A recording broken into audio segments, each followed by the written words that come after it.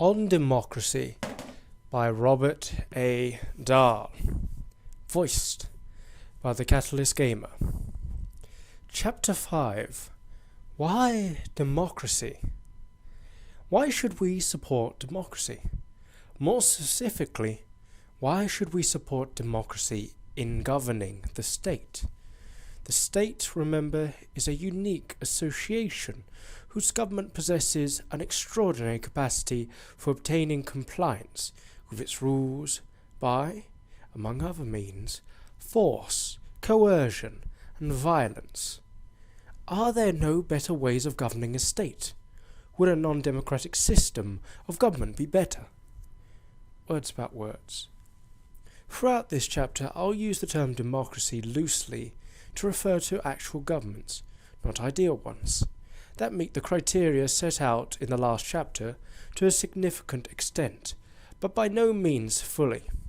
Sometimes I'll also use popular government as a comprehensive term that includes not only 20th century democratic systems, but also systems that are otherwise democratic, but in which substantial parts of the adult population are excluded from the suffrage or other forms of political participation.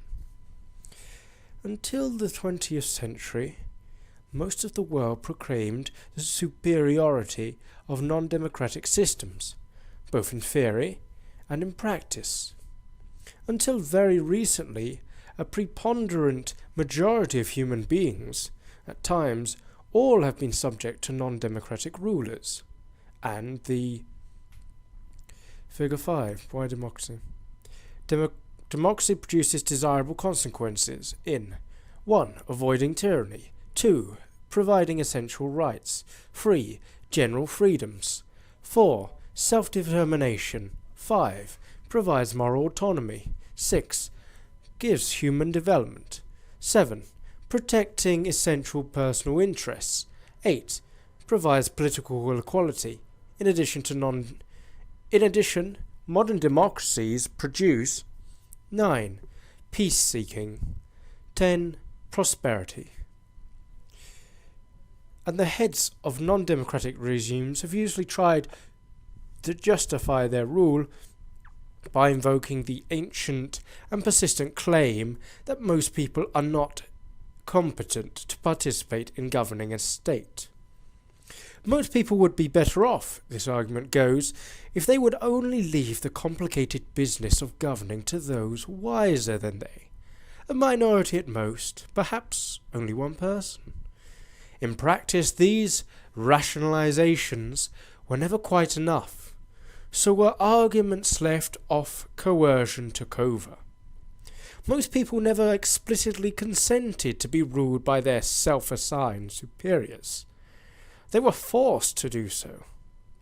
This older view and practice is by no means dead even today. In one form or another, the contest over government by the one, the few, or the many is still with us. In the face of so much history, why should we believe that democracy is a better way of governing the state than any non-democratic alternative? Let me count the reasons. In comparison with any feasible alternative to it, democracy has at least 10 advantages, as I've said previously in Figure 5. To elaborate, 1. Democracy helps to prevent government by cruel and vicious autocrats. That's our dictatorships. Perhaps the most fundamental and persistent problem in politics is to avoid autocratic rule. Throughout all recorded history, including our own times, leaders driven by the megalomania, paranoia, self-interest, ideology, nationalism, religious belief, convictions of interstate superiority, or sheer emotion and impulse have exploited the state's exceptional capabilities for coercion and violence to serve their own ends. The human costs of despotic rule rival those of disease, famine, and war. Consider a few examples from the 20th century. Under Joseph Stalin's rule in the Soviet Union 1929 to 1953, Many millions of persons were jailed for political reasons, often because Stalin's paranoid fear of conspiracies against him. An estimated 20 million people died in labour camps, were executed for political reasons, or died from the famine 1932 to 33. That resulted when Stalin compelled peasants to join state-run farms. Though another 20 million victims of Stalin's rule may have managed to survive, they suffered cruelty. Or consider Adolf Hitler, the autocratic ruler of Nazi Germany in 1933 to 1945. Not counting tens of millions of military and civilian casualties resulting from World War II, Hitler was directly responsible for the deaths of 6 million Jews in concentration camps, as well as innumerable opponents, Poles, Gypsies, homosexuals, and members of other groups he wished to exterminate. Under the despotic leadership of Pol Pot in Cambodia in 1975 to 79, the Khmer Rouge killed a quarter of the Cambodian population, an instance, one might say, of self-inflicted genocide. So great was Pol Pot's fear of the educated classes that they were almost exterminated. Wearing spectacles or having uncalloused hands was quite literally a death warrant. It doesn't mention here, but additionally, Mao Zedong of China managed under his rule to kill almost 50 million during the times of the Cultural Revolution, the Great Leap Forward, and many other chaotic communist inventions in China of that time. Mao Zedong was from 1949 to 1976. To be sure, the history of popular rule is not without its own serious blemishes. Like all governments, popular governments have sometimes acted unjustly or cruelly towards people outside their borders, people living in other states, foreigners, colonials, and so on. In this respect, popular governments have behaved no worse towards outsiders than non-democratic governments, and often they have behaved better. In some cases, as in India, the colonial power has contributed inadvertently or intentionally to the creation of democratic beliefs and institutions. Yet we should not condone the injustices often shown by democratic countries towards outsiders, for in so acting they contradict a fundamental moral principle that, as we shall see in the next chapter, helps to justify political equality among the citizens of a democracy. The only solution to this contradiction may be a universal code of human rights that is effectively enforced throughout the world. Important as this problem and its solutions are, however, they are beyond the scope of this book. More directly challenging to democratic ideas and practices is the harm inflicted by popular governments on persons who live within their jurisdiction and are compelled to obey its laws, by who are derived of rights to participate in governing. Although these people are governed, they do not govern. Fortunately, the solution to this problem is obvious, if not always easy to carry out. Democratic rights should be extended to members of the excluded groups. This solution was in fact widely adopted in the 19th and early 20th centuries, when previous limits on suffrage were abolished and universal adult suffrage became a standard aspect of democratic government. But wait, you might say, can't democratic governments also inflict harm on a minority of citizens who do possess voting rights but are outvoted by majorities? Isn't this what we mean by the tyranny of the majority? I wish the answer was simple. Alas, it is much more complicated than you might suppose. The complications arise because virtually every law or public policy, whether adopted by a democratic majority, an oligarchic minority, or a benign dictator is bound to inflict some harm on some persons. Simply put, the issue is not whether a government can design all its laws so that none ever injures the interests of a citizen. No government, not even a democratic government, could uphold such a claim. The issue is whether in the long run a democratic process is likely to do less harm to the fundamental rights and interests of its citizens than any non-democratic alternative. If only because democratic governments prevent abusive autocracies from ruling. They meet this requirement better than non-democratic governments. Yet just because democracies are far less tyrannical than non-democratic regimes, democratic citizens can hardly afford to be complacent. We cannot reasonably justify the commission of a lesser crime because ours commit larger crimes. Even when a democratic country, following democratic procedures, inflicts an injustice, the result is still an injustice. Majority might does not make majority right. However, there are other reasons for believing that democracies are likely to be more just and more respectful of basic human interests than non-democracies. 2. Democracy guarantees its citizens a number of fundamental rights that non-democratic systems do not and cannot grant.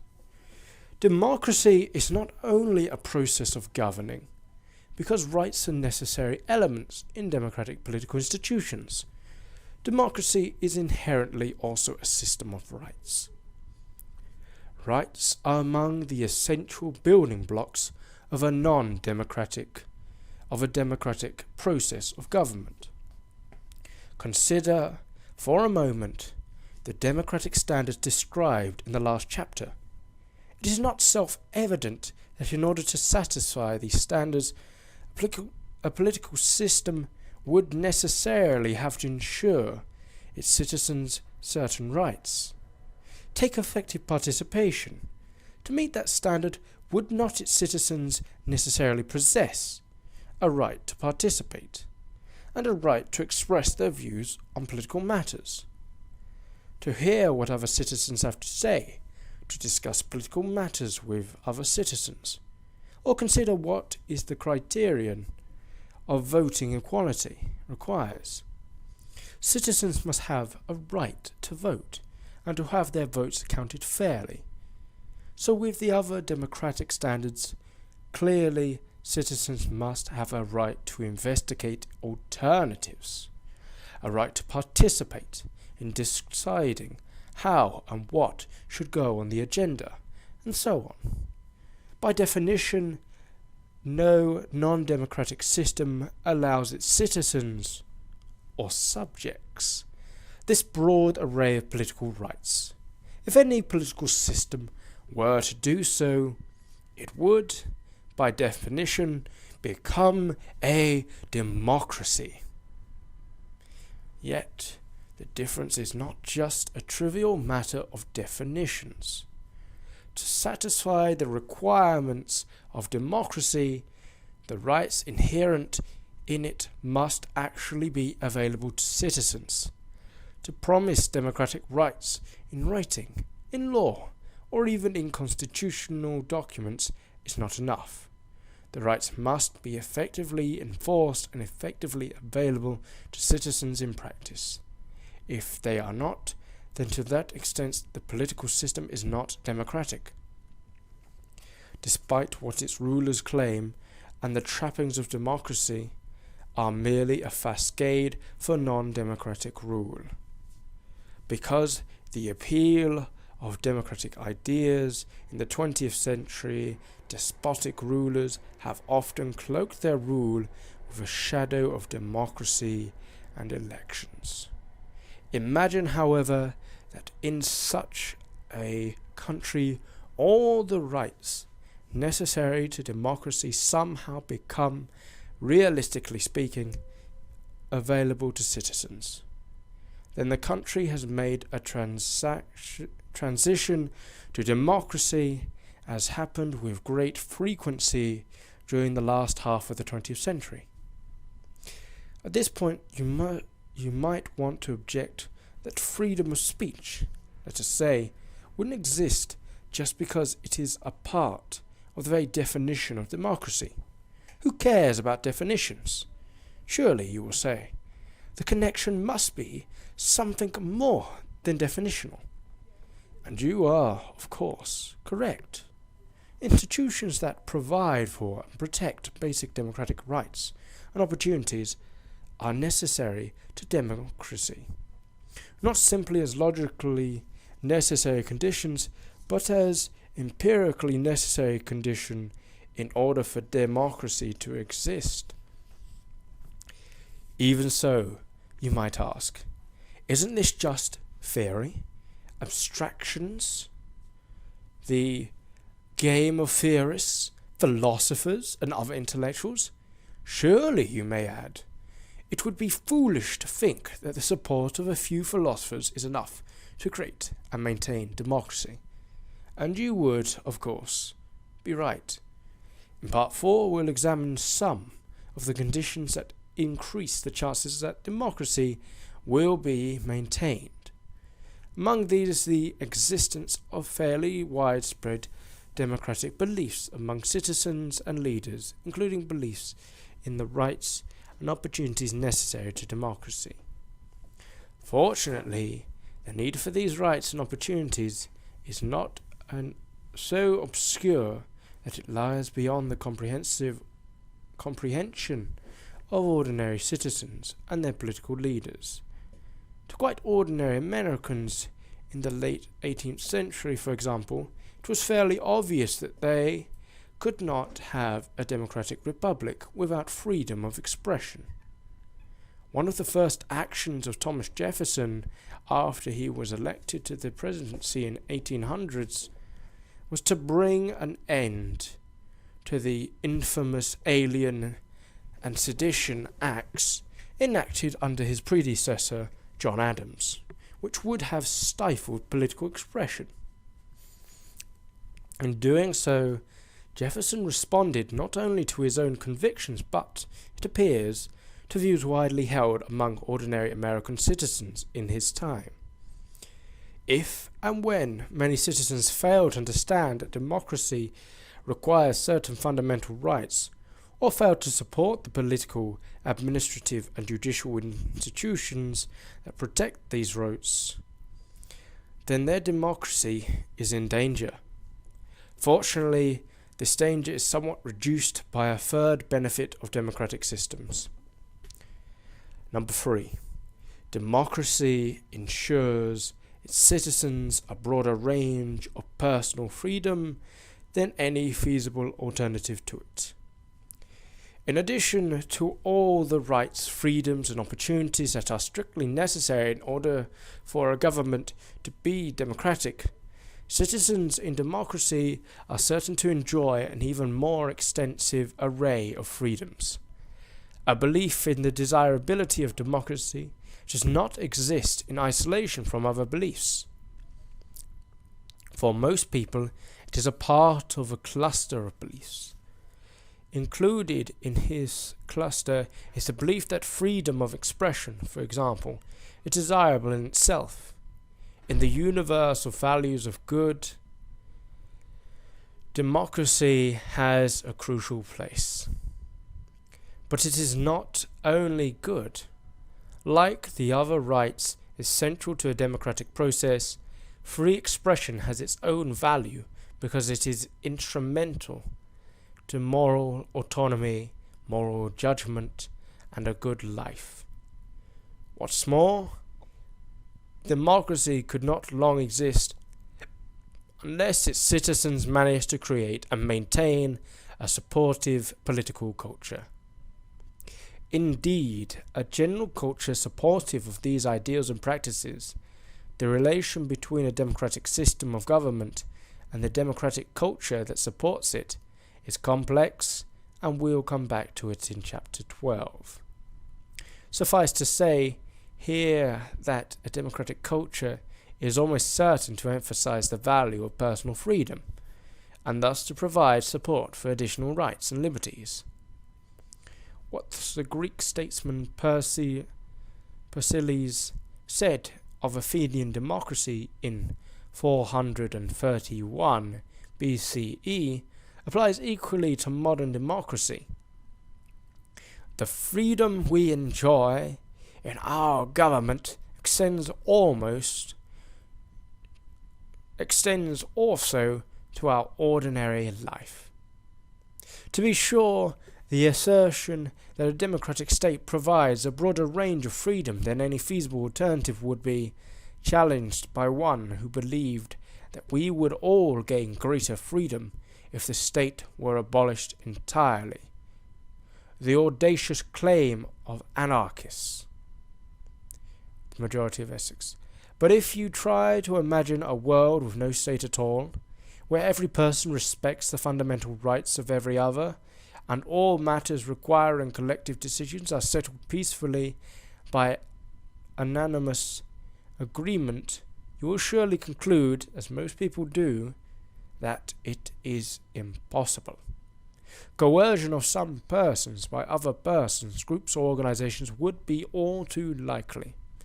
For example, by persons, groups, or organizations intending to rob others of the fruits of their labor, to enslave or dominate those weaker than themselves, to impose their own rule on others, or indeed to recreate a coercive state in order to secure their own dominion. Sounds like barbarism. But if the abolition of the state would produce unbearable violence and disorder, anarchy in its popular meaning, then a good state would be superior to the bad state that is likely to follow upon the heels of anarchy.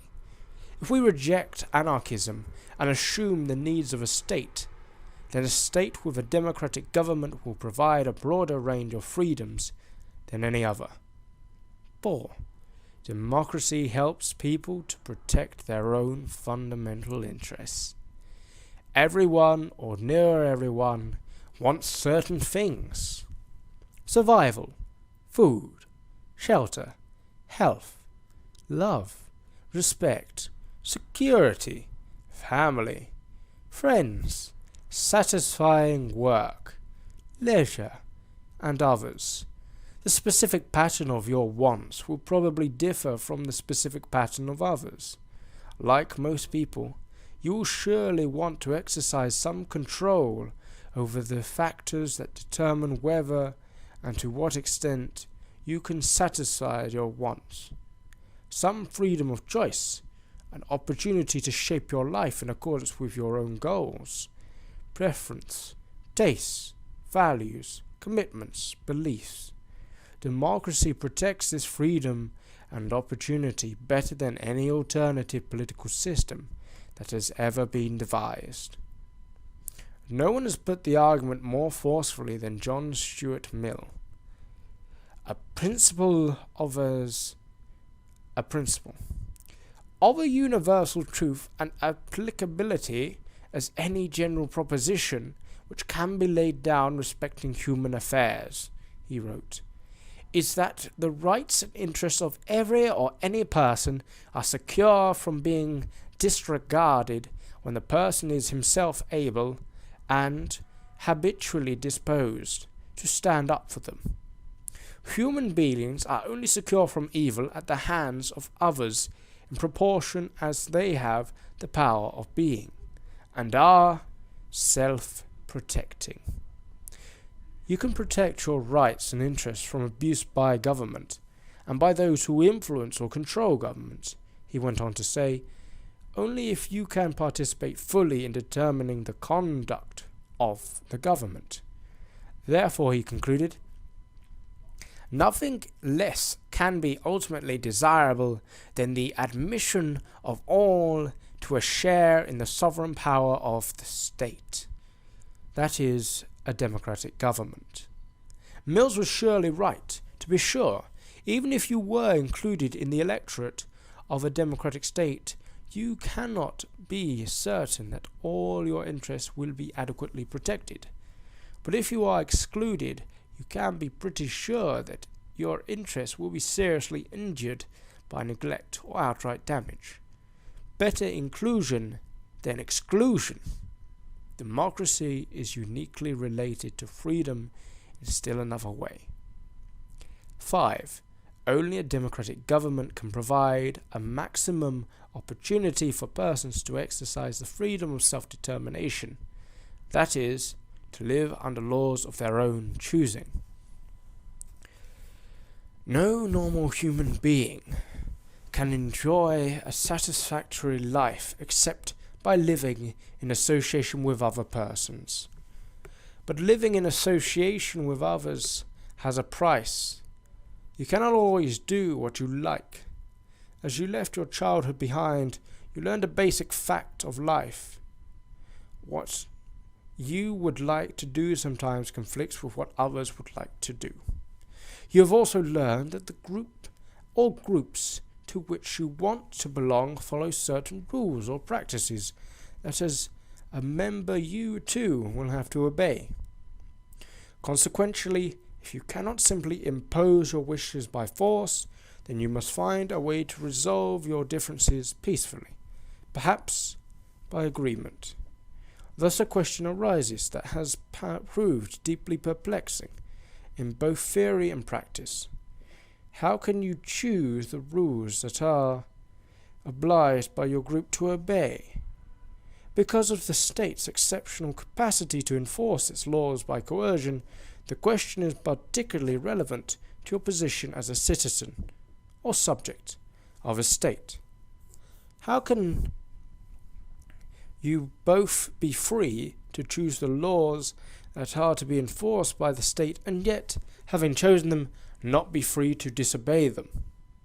If you and your fellow citizens always agreed, the solution would be easy.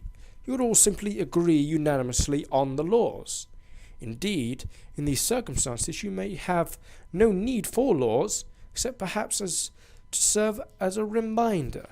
In obeying the rules you would be obeying yourself.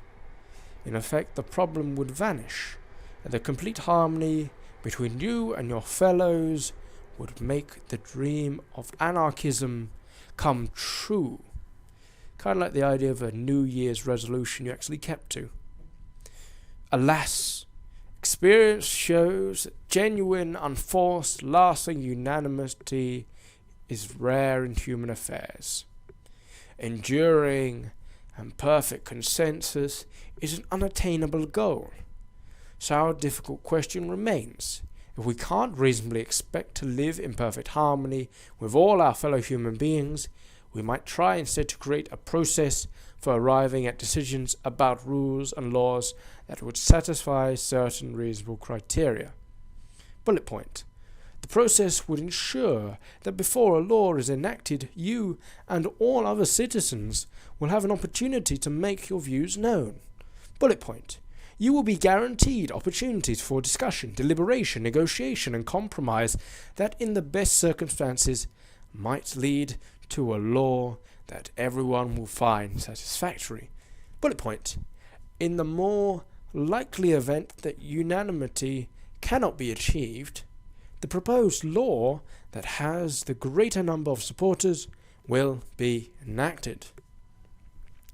These criteria, you will notice, are parts of the ideal democratic process described in the previous chapter. Although that process cannot guarantee that all the members will literally live under laws of their own choosing, it expands self-determination to its maximum feasible limits. Even when you are among the outvoted members whose preferred opinion is rejected by the majority of your fellow citizens, you may nonetheless decide that the process is fairer than any other that you can reasonably hope to achieve. To that extent, you are exercising your freedom of self-determination by freely choosing to live under a democratic constitution rather than a non-democratic alternative. 6. Only a democratic government can provide a maximum opportunity for exercising moral responsibility. What does it mean to say that you exercise moral responsibility?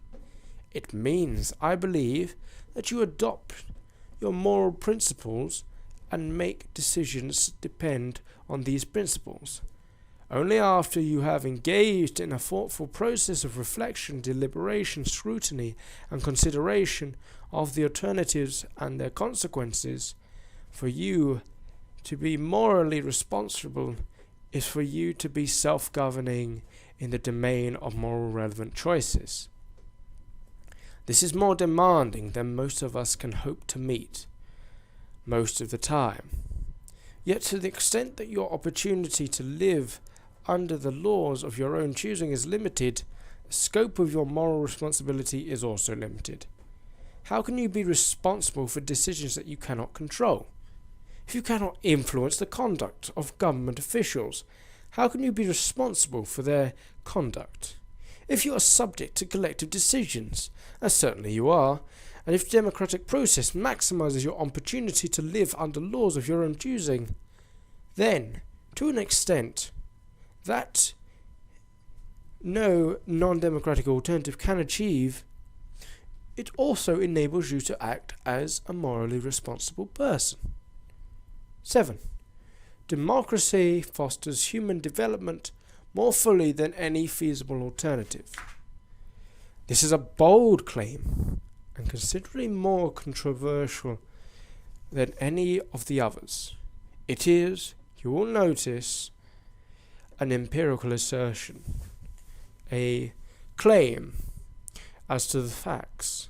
In principle, we should be able to test the claim by devising an appropriate way of measuring human development and comparing human development among people who live in democratic and non-democratic regimes.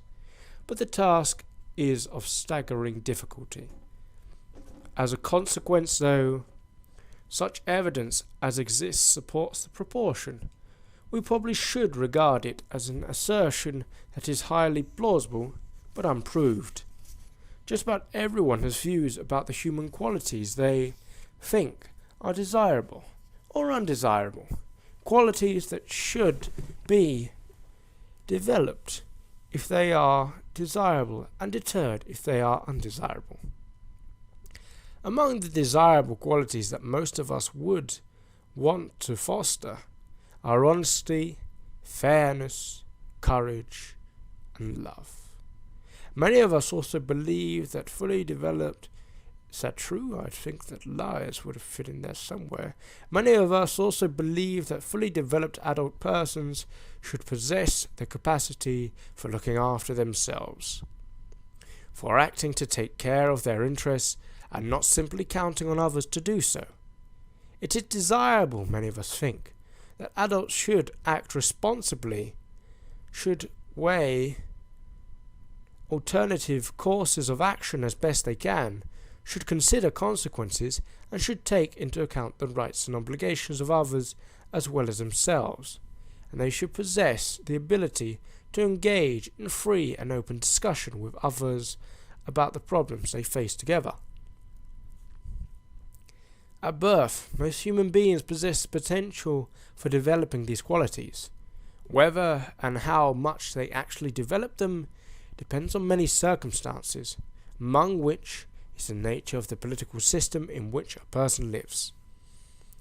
Only a democratic system provides the conditions under which the qualities I have mentioned are likely to develop. All other regimes reduce, often dramatically and drastically, the scope within which adults can act to protect their own interests. Consider the interests of others, take responsibility for important decisions, and engage freely with others in search of a best decision. A democratic government is not enough to ensure that people develop these qualities, but it is essential. 8. Only a democratic government can foster the relatively high degree of political equality. One of the most important reasons for preferring a democratic government is that it can achieve political equality among citizens to a much greater extent than any feasible alternative. But why should we place a value on political equality? Because the answer is far from self-evident. In the two following chapters I shall explain why politically equality is desirable, why indeed it necessarily follows, if we accept several reasonable assumptions that probably most of us do believe in. I shall also show that we accept politically equality, then we must add the fifth democratic criterion in Figure 4. The advantages of democracy that I've discussed so far would tend to apply to democracy past and present. But, as we saw in Chapter 2, some of the political institutions of the democratic systems with which we are familiar today are a product of centuries. Indeed, one of them, universal adult suffrage, is mainly a product of the 20th century.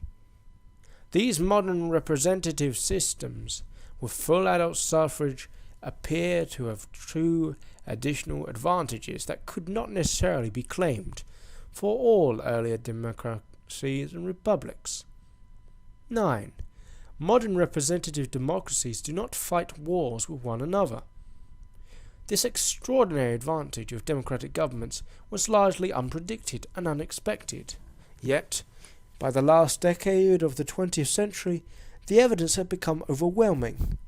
Of 34 international wars between 1945 and 1989, none occurred among democratic countries. What's more, there have been little expectation of or preparation for war among them either.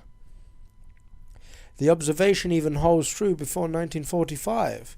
Well back into the 19th century, countries with representative governments and other democratic institutions were a substantial part of the male population, was enfranchised, did not fight wars with one another.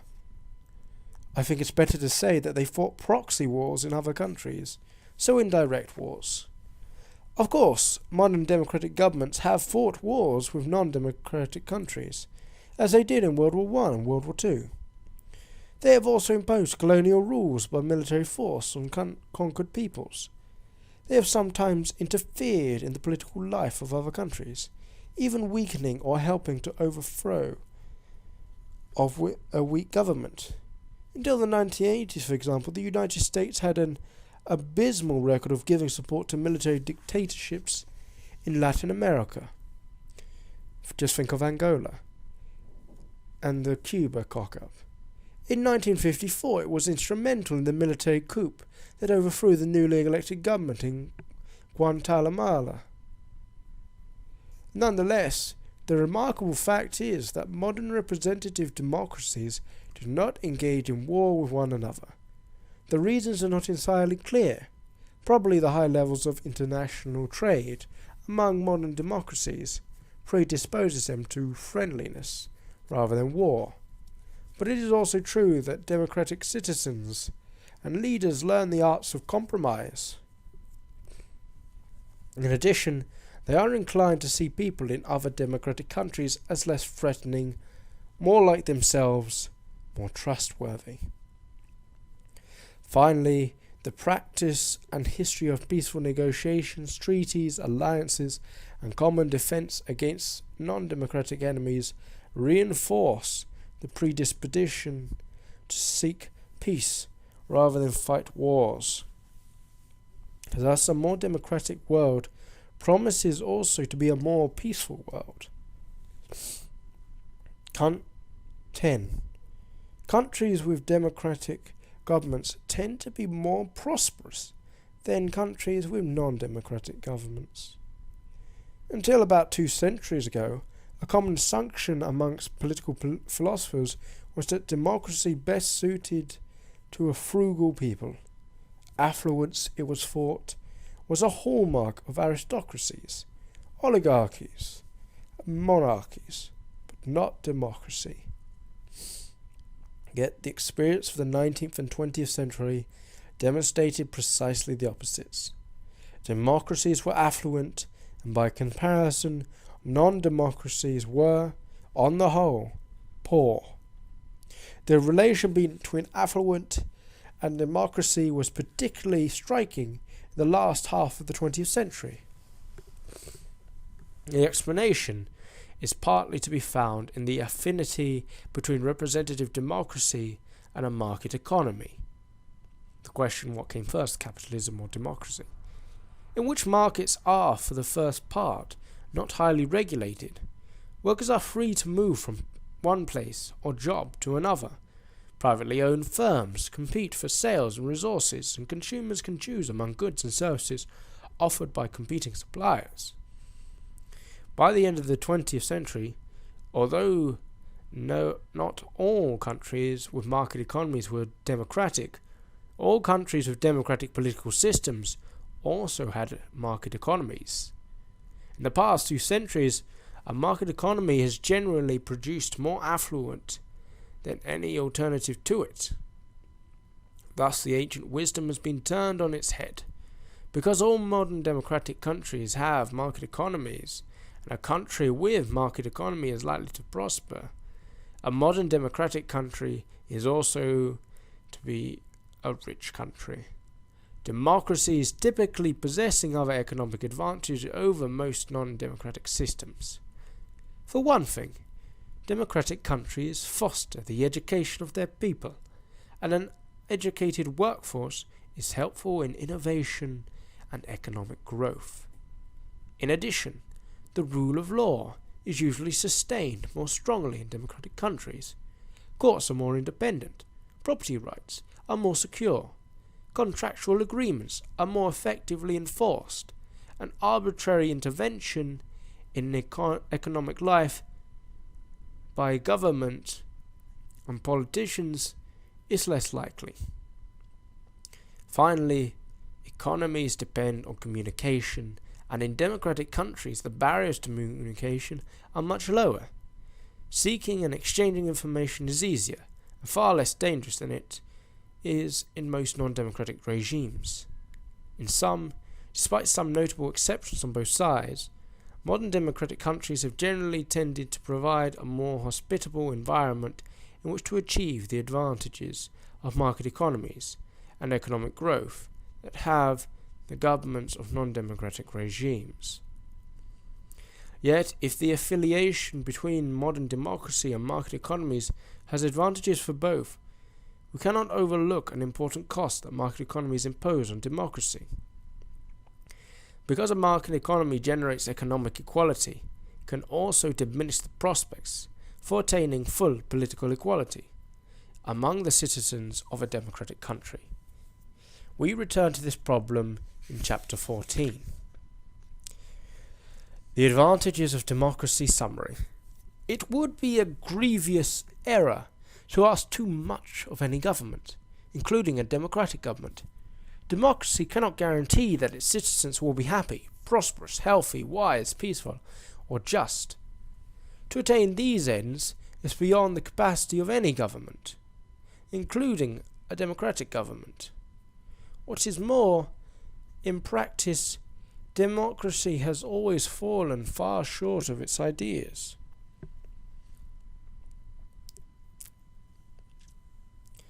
Like all previous attempts to achieve a more democratic government, modern democracies also suffer from many defects. In spite of its flaws, however, we must never lose sight of the benefits that make democracy more desirable than any feasible alternative to it. Democracy helps to prevent government by cruel and vicious autocrats. 2. Democracy guarantees its citizens a number of fundamental rights that non-democratic systems do not and cannot grant. 3. Democracy ensures that citizens a broader range of personal freedom than any feasible alternative to it. 4. Democracy helps people to protect their own fundamental interests. 5.